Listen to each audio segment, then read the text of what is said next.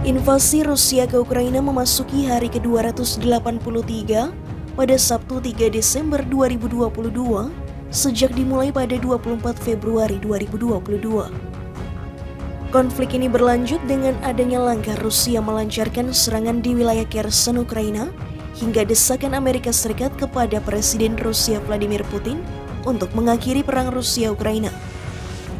Selengkapnya, berikut rangkuman perang Rusia-Ukraina hari ke-283.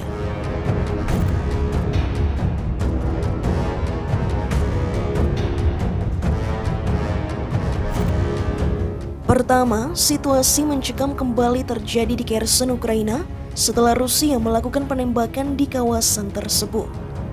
Dalam 24 jam terakhir, setidaknya ada 3 orang dilaporkan tewas dan 7 orang lainnya luka-luka.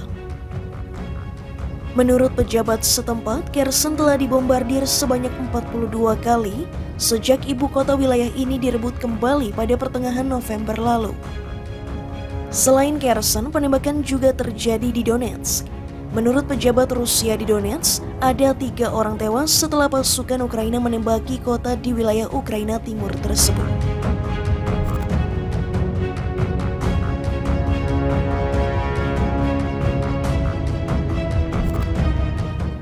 Kedua, Presiden Amerika Serikat Joe Biden disebut tidak berniat untuk berbicara dengan Presiden Rusia Vladimir Putin untuk segera mengakhiri perang Rusia-Ukraina.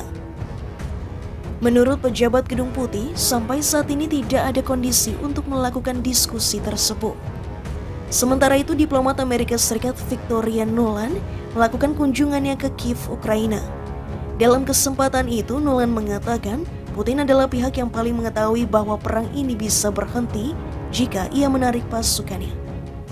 As President Putin knows best, this war could stop today if he chose to stop it and withdrew his forces, and then negotiations can begin.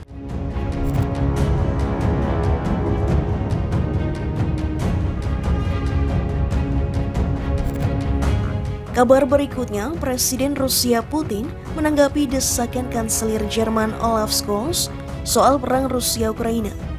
Putin menyatakan tindakan Barat di Ukraina sebagai aksi merusak dan mendesak Jerman untuk memikirkan kembali pendekatannya.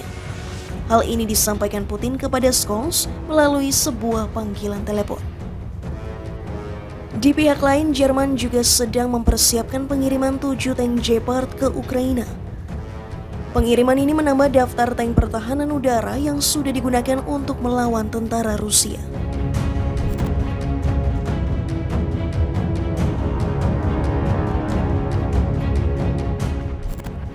Kabar keempat, Kementerian Luar Negeri Rusia marah dengan pernyataan Kementerian Luar Negeri Perancis.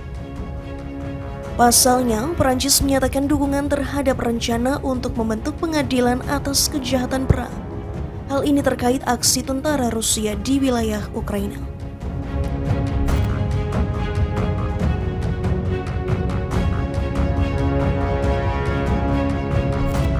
Terakhir adalah kabar perekonomian Rusia yang diprediksi bakal menyusut sebesar 2,5% pada 2023. Rusia mengalami inflasi yang sangat tinggi sehingga Bank Sentral hanya memiliki ruang terbatas untuk memangkas suku bunga.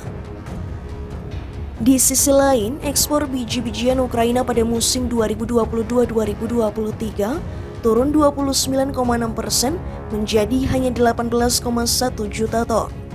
Kondisi ini terjadi setelah blokade ekspor 6 bulan akibat invasi Rusia ke Ukraina.